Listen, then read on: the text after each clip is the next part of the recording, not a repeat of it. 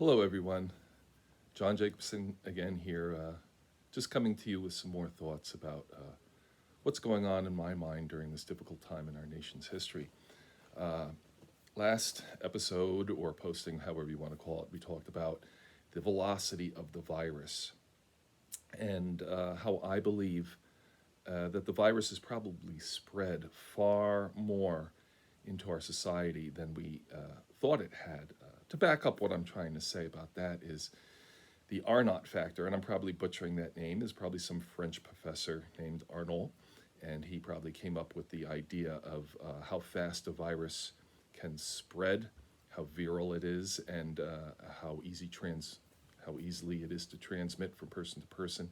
Anyway, that number has supposedly gone up from 1.5 to 2.5 to 3 to 6, and the higher the factor, the faster the virus is going to spread. Unlike the 1918 viral epidemic, the influenza, this virus is going to spread a lot faster for obvious reasons. Back then, it had to spread by boat. They didn't have public transportation like they do today, and they didn't have airlines ferrying hundreds of thousands of passengers each day to and fro from each nation to each continent. So to compare it to the Spanish flu of 1918 is disingenuous to that time period and to ours, because quite frankly, this virus is going to spread a lot faster and burn through like a prairie fire. That's my personal opinion.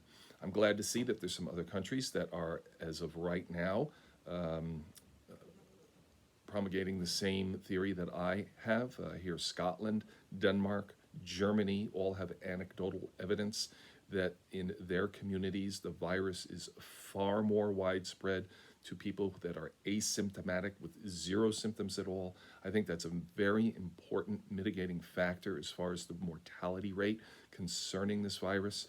It's gone from 8% down to 4%, down to 3%, down to 2%. Now they're talking 1%.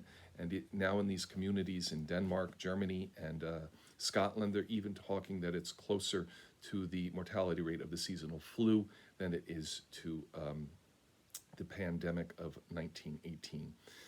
What I'm trying to tell you is I believe we've gone from apocalyptic to catastrophic to hopefully unmitigated disaster. And that may seem pretty bad, and it is. I believe it's more economic than it is a health issue at this point. I believe they're also both one and the same. But I also believe that hopefully we're closer to the end of this pandemic than we are to the beginning. And that means a lot. That means that we're past the end of the beginning. So, what I wanted to talk about here in this posting was statistics. Statistics mean a lot. Statistics are telling us that the mortality rate is maybe not what we thought it was, maybe not what the WHO had originally posted in January, February, not what we had been learning from countries like China and Iran. And right off the bat, I want to tell you, if you believe the statistics that are coming out of China and Iran, you probably don't want to watch this posting. This posting is not for you. You have every right to determine what you think subjectively or objectively the truth is.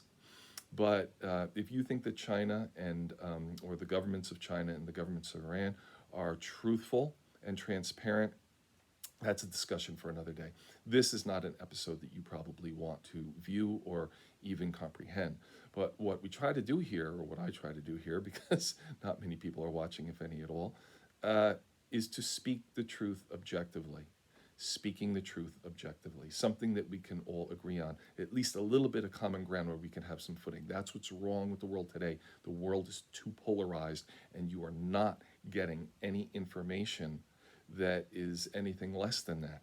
That's what I try to do here, is to mitigate the hyper partisanship to a point where we can boil it down and refine it and at least agree on something. So what I want to talk to you today is about statistics. I took a statistics course in college. I did very poorly in math my whole entire collegiate career, or even Elementary through high school, I did very poorly in math. C plus maybe best. But statistics, I did pretty good. Why do you think that is? Well, at the time, I fancied myself an amateur gambler. I wanted to learn how to rig the system. So that's why I took a keen interest into learning about statistics and how statistics don't lie. Math doesn't lie. People lie. Governments lie. Organizations lie. Statistics don't. Statistics are cold. Statistics are reasonable, okay? But if you don't have cold hearted statistics, they're not really worth looking at all because they're only being used for one purpose. And I think we all know what that purpose is. But if you really just want to get to look at the math of the matter, you have to really look at what's going on. If we can get that mortality rate down, the fear factor comes down, okay? Bottom line, if people are comfortable with a certain amount of people dying in their cars every day to the tune of 100 people per day around this nation, people get in their cars and they go to work. If people are scared of this or that, but if it's baked into the cake, they understand what they're dealing with. The problem is with the mortality rate with this specific COVID-19 is that they don't know really what the mortality rate is. They're just finding that out. Like I said in our last episode, serology is really going to hammer that down and let us know how many people have antibodies, how many people are affected, how many people even had no symptoms at all, and how many people now are immune. Like I said, I don't like to use the word herd immunity. I call it social immunity. But fancy the fact that Sweden is doing that. Having been to Scandinavia, we were told in Denmark that nobody's crazier than a Swede. And, that's just their little thing for Scandinavia. The Swedes really, I guess, have a little bit, a tantamount of that Viking persona left in their DNA, so to speak, maybe in their culture. And as you probably know, Sweden's not really doing much about the virus. They're just letting it run through their community. Obviously, their death rate is very high, but it'll be very interesting to see what happens to Sweden. They're really going to be a case study for the world to see who made the right decisions and who made the wrong decisions. So Sweden's out there. They're a case study. They're an example. They're going to be out there for the rest of the world to follow, to see if they have it right. And if they had it wrong, their people are going to suffer. But if they have it right, they're going to be the first to prosper. What I'm trying to tell you is that there are people out there that like to juice the books, okay, to pad the books. Let's liken it to baseball. Everybody remembers Babe Ruth. What was he called? The Sultan of Swat, I believe. Roger Maris. He supposedly lost his hair trying to break Babe Ruth's record. And then you have the Bash brothers. You have McGwire, Sosa, Canseco. Everybody remembers Canseco, right? And of course, Bonds. The point is that they were all chasing what? Home run record. Media loves that. It sells papers. It makes people tune into radio stations. It makes people watch with eyes glued to the sports center at night. Who's hitting what home runs and who's chasing what? What doesn't the media tell you? Right? The extenuating circumstances as to those records. For instance, and I'm not sure, and I want to let you know right now that I really do not prepare for any of these talks with you. I'm just going off the top of my head, so if I get something wrong, please let me know in the comment box. But I think more often than not, I have a general understanding of what's going on.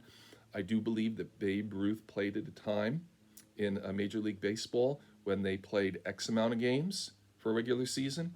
I believe Roger Maris played at a time in Major League Baseball where they played Y amount of games, okay, for a season. Now, I don't know, maybe it's 5 or 10 games more, but it makes a difference when you're conducting statistics.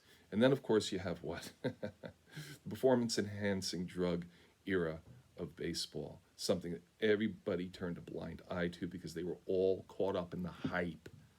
Okay, I'm going to say it again. They were all caught up in the hype. What am I trying to say? Can you really compare Roger Maris's record with Babe Ruth if he played an extra 5 or 10 games? No, you can't. Can you really compare Roger Maris's record with the performance enhancing drugs era? All right, that was probably a whole decade worth of just crazy, crazy home run hitting. No, you can't. You can't. You can't do it. You have to say, what was Mark McGwire's home runs pre steroids and post steroids? What was Bond's home run record pre growth enhancement drug and post growth enhancement drug? Okay? We all know they took it. And again, if you really think these guys didn't do drugs, please turn this off now because this isn't for you. You're not speaking or thinking with logic, reason, and wisdom. That's great. You're entitled to that. You want to believe that these guys hold the records for all time. I have no problem with that. But for me, there's a big asterisk next to their names. Why? Because the statistics are cooked into the books. The books are cooked. Okay? You juiced it, Cupcake. There's no ifs, ands, and buts around it. So what I'm trying to say is if Bonds hit 20 or 30 home runs prior to taking growth enhancement drugs, right? And he's hitting 50 or 60 after, let's just say that's an increase of 100%, just because it's easier to deal with that. That means we have to go back to Roger Maris's record and say, if he had the opportunity to do steroids, if he had the opportunity to do performance-enhancing drugs, he would have gone from, 61 to 120. That's ridiculous. Nobody believes Roger Maris could ever hit 120 home runs. And then we have to go back to Babe Ruth. And we have to say that if he was able to play a full season, right, and he had performance-enhancing drugs, how many home runs would he have hit? Okay, probably over 100. So the point is it's ridiculous to compare statistics from the performance-enhancing drug era to the Roger Maris era to the Babe Ruth era. It's just ridiculous to do so. You're not comparing apples to apples. Same is true with COVID-19.